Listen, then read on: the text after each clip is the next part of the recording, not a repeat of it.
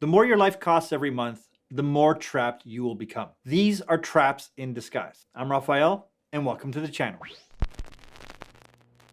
There are plenty of financial traps that disguise themselves as good solutions and financial decisions, but actually get you stuck paying way more than you intended over the long run. Like upgrading your gear to the latest and greatest. You're investing in yourself. There's good debt and there's bad debt. This project will help me move my career forward. That contact will introduce me to better clients. And another big one is lifestyle creep. It's kind of like scope creep on projects, but you are the one doing the creeping. You start making a little more, so you start spending a little more on yourself. And then you need to make a little more to make up for the more that you're spending. And it just continues until you're taking on projects and jobs that you don't actually want to work on, because you can't just pass up on the money. And at this point, you are just chasing the money and not the life that you actually want to live.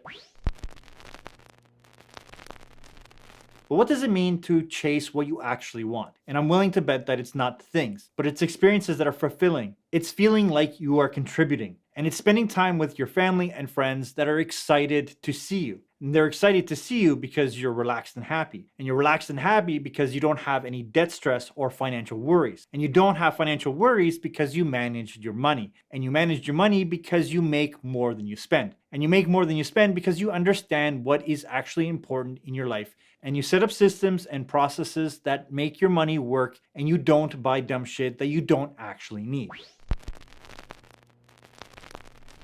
There are definitely big risks that you can take early on in your career.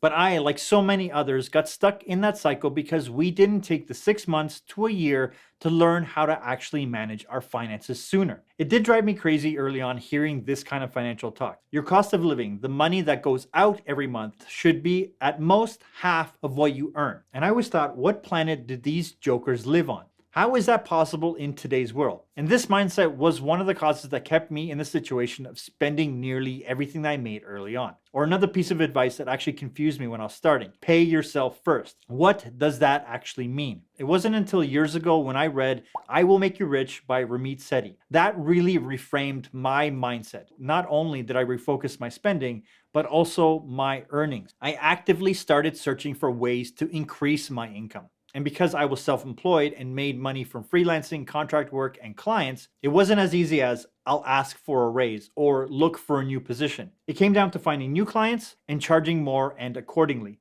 and understanding my worth. And with the bigger mindset goal of make more money and work less.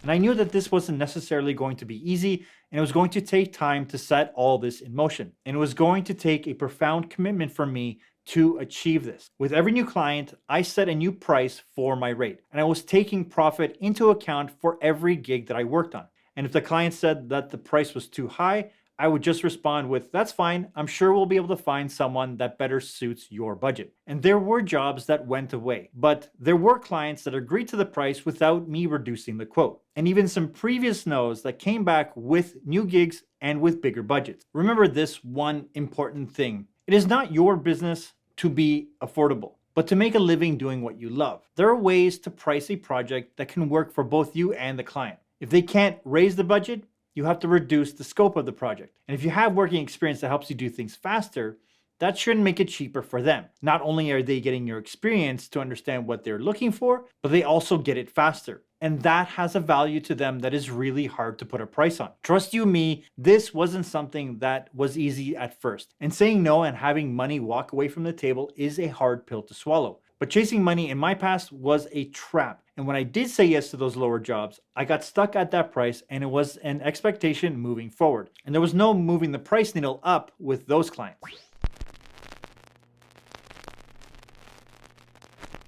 Time is the only thing that you can't save.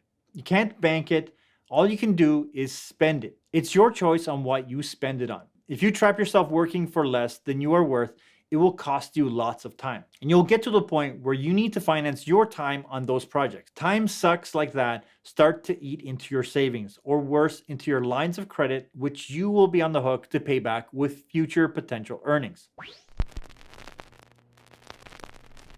Another big trap is gear, and it falls into the same space. If you buy gear without a plan to pay for it, it just costs you more in the long run. If you can, cost gear into projects that come up. or better yet, multiple projects that you can put towards the payment of the gear. This all has to be thought up and set up beforehand. Another thing that comes up quite often is investing in yourself. Investing in yourself is upping your skill set, skill stacking with things that enhance your ability to do what you do better and faster. Gear alone never makes you better. Get in the habit of only getting gear that you can afford that will last at least 3 to 5 years minimum. Good gear will last. And these are the moments that spending up a little extra will actually make it less expensive in the long run. But you have to commit to the long run on gear that you will actually use, not those nice to haves. If a project comes up that needs you to use a specialty piece of gear, price it into the project and rent it.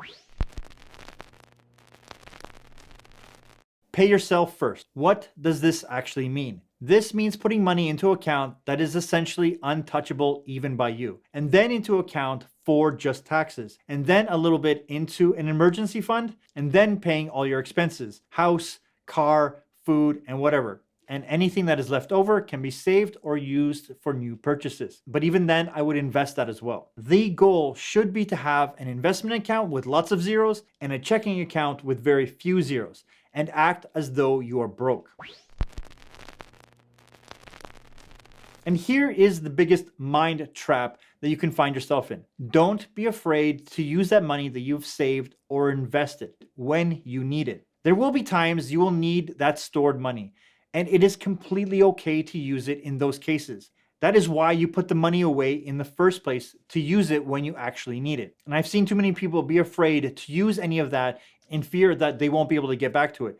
The whole point is to use it when you actually need it for either emergencies or for important things that come up, just as long as it's not that new camera that was just announced. No one will ever say that this is easy, but everyone will say that it is so worth it. And it takes time to set up your early career for financial success later. Even if you've been in the game a long time, start taking the steps to avoid the traps in disguise. If you like this video, make sure you give it a thumbs up for the YouTube algorithm.